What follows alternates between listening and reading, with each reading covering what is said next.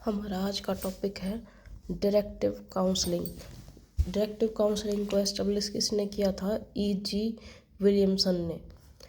अब देखो, जो डायरेक्टिव काउंसलिंग होती है ना, एक तो वो क्या होती है, प्रॉब्लम सेंटर्ड काउंसलिंग होती है, और दूसरा क्या होती है, काउंसलर सेंटर्ड मेथड होता है ये। इसमें यानी कि जो काउंसलिंग होता है ना, उसको मतलब देखो, काउंसलिंग में क्या होता है, एक तो जो काउंसलिंग में क्या होता है कि जो काउंसलिंग होता है ना, उसको इस तरीके से गाइड किया जाता है कि वो फ्यूचर में भी अपनी प्रॉब्लम्स को खुद ही सॉल्व कर सके। लेकिन वो अलग अलग टाइप होती हैं। लेकिन जो डायरेक्टिव काउंसलिंग होती है उसमें क्या होता है, सिर्फ जो प्रॉब्लम होती है ना उसका सॉल्यूशन दिया जाता है। और ये की पूरी क्या होती है, काउंसलर सेंटर्ड मेथड होती है। अब देखो, काउंसलर क्या करता है, प्लानिंग करता है, उसके बाद उस प्रोसीजर को स्टार्ट करता है, फिर क्या करता है, सजेशन टू सॉल्व प्रॉब्लम। अब यहाँ देखो, मेन बात जो है सजेशन टू सॉल्व प्रॉब्लम, वो जो है काउंसलिंग है ना, उसको प्रॉब्लम सॉल्व करने के लिए एक सजेशन देता है। और लास्ट में क्या होता है, एंडिंग। इसकी बेसिक जो अजम्पशंस होती हैं वो क्या होती हैं? सबसे पहले तो क्या होता है, सुपीरियरिटी ऑफ द काउंसलर।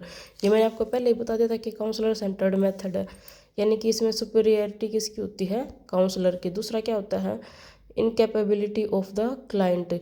जो क्लाइंट होता है या फिर जो काउंसली होता है वो कैपेबल नहीं होता है इसमें अपनी प्रॉब्लम्स को खुद से सॉल्व करने में, क्योंकि उसको क्या किया जाता है, उसको डायरेक्ट प्रॉब्लम का सॉल्यूशन दिया जाता है।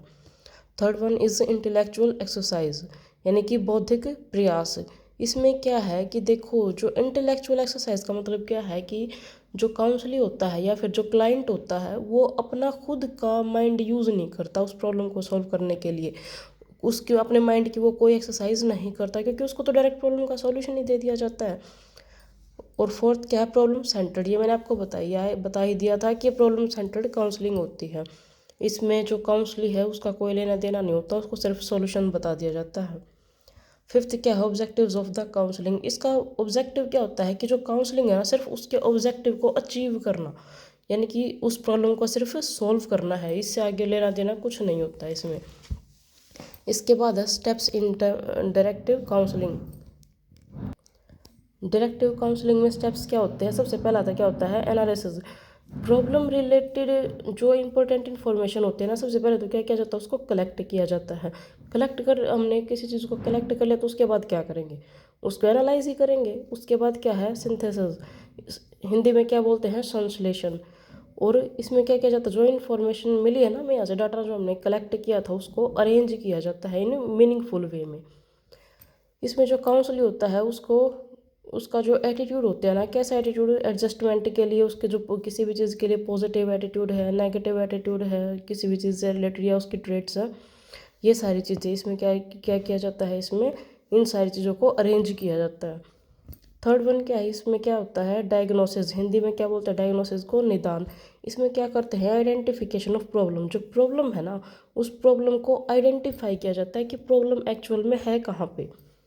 सेकंड क्या है, determination of the causes of problem, यानी कि जो प्रॉब्लम आई है, सबसे पहले तो क्या करेंगे, जो प्रॉब्लम है उसको आइडेंटिफाई करेंगे। उसके बाद जो क्या पता करेंगे कि जो प्रॉब्लम आई है उसका रीज़न क्या है, उसके कॉजेज क्या क्या है। फोर्थ क्या होता है, प्रोग्नोसिस, यानी कि पूर्व अनुमान। पूर्व अनुमान का मतलब क्या होता है कि पहले से ही अनुमान लगाना, यानी कि प्रोडिक्शन करना।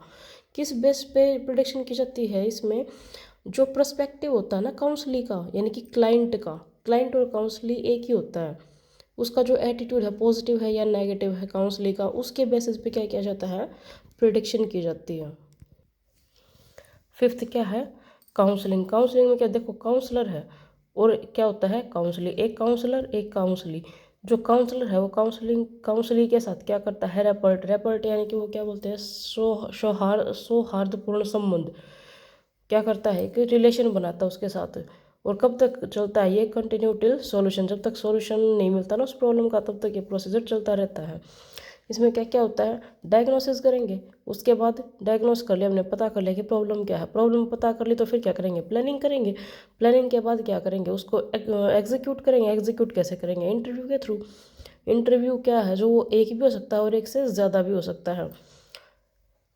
उसके बाद क्या होता है, उसको सजेशन दिया जाता है। लेकिन ये जो प्रोसेस होता है ना इंटरव्यू का, ये कैसे होता है, जो काउंसलर होता है वो क्या क्या करता है, चीज़ों को एक्सप्लेन करता है, या फिर एक्सप्लेनेशन मांगता भी है उससे कि क्या क्या हुआ है, क्या प्रॉब्लम है, ऐसे पता करने की कोशिश करता है। उसके बाद क्या करता है, उससे क्वेश्चंस करता है, उसको ऑर्डर भी देता है, और उसको क्या करता है, एक्सोर्जन यानी कि प्रबोधन।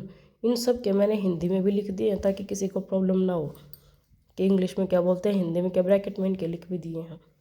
6 क्या होता है, फॉलोअप। फॉलोअप का क्या, प्रॉब्लम था, हमारे पास रिसोर्सेज आए, और जो रिसोर्सेज यूज़ करके हमने क्या किया है, उस प्रॉब्लम को सॉल्व किया, उसके इफेक्ट उन रिसोर्सेज की क्या देखने हैं, इफेक्टिवनेस, और वो कैसे पता चलती है, फॉलोअप स्टडी के थ्रू।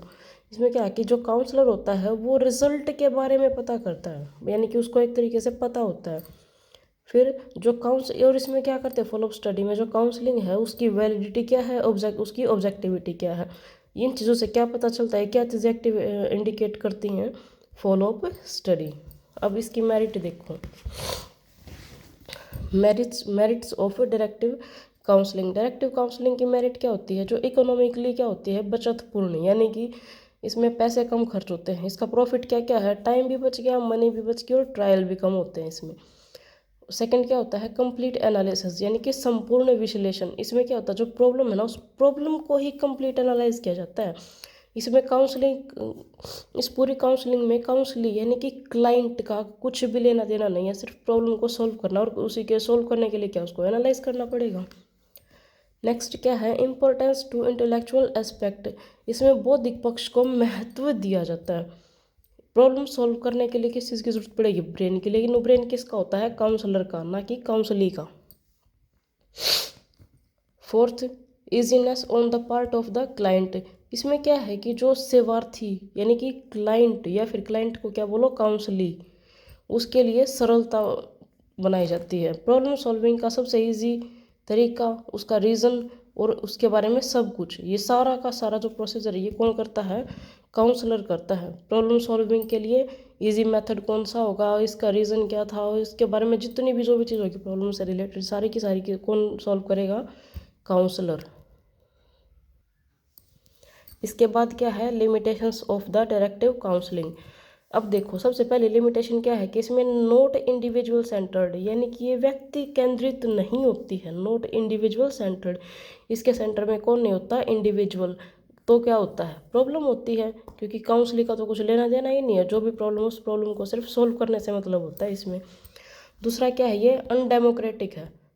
अनडेमोक्रेटिक कैसे है कि इसमें काउंसलर ही करता है सारा सब कुछ, जो काउंसली है यानी कि जो क्लाइंट है, उससे तो कुछ मतलब ये है ही नहीं, उसका पर्सपेक्टिव तो मैटर ही नहीं करता, सिर्फ प्रॉब्लम सॉल्व करनी है।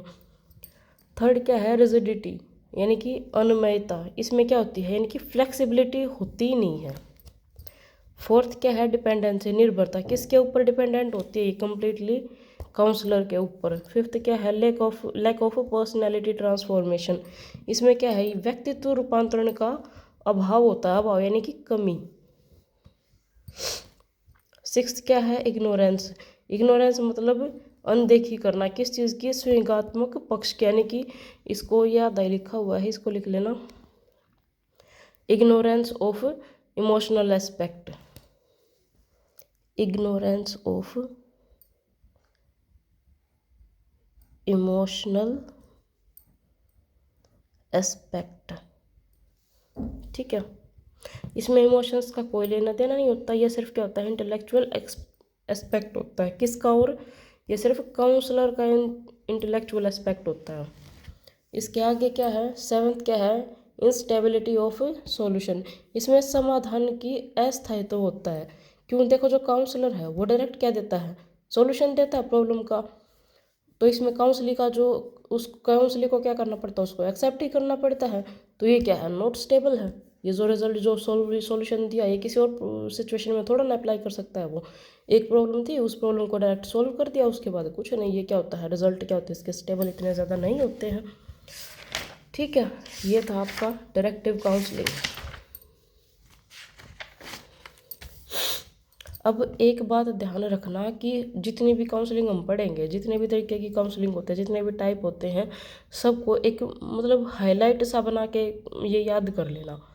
और जो मैंने पढ़ा रही हूँ ना, इससे ज़्यादा एग्जाम में लिखने की कोई ज़रूरत नहीं है, मोर देन इनफ है ये। देखो जैसे डायरेक्टिव काउंसलिंग में क्या था, इसको कैसे याद रखोगे, एक तो प्रॉब्लम सेंटर्ड है और दूसरा क्या काउंसलर सेंटर्ड मेथड है, यानी कि इसमें जो क्लाइंट आता है, जो इसकी प्रॉब्लम है, क्लाइंट और काउंसली दोनों एक ही होते हैं। ठीक है, और इस पूरे चैप्टर की PDF मैं चैप्टर कंप्लीट होने के बाद दे दूँगी। आज के लिए सिर्फ इतना ही। Thank you.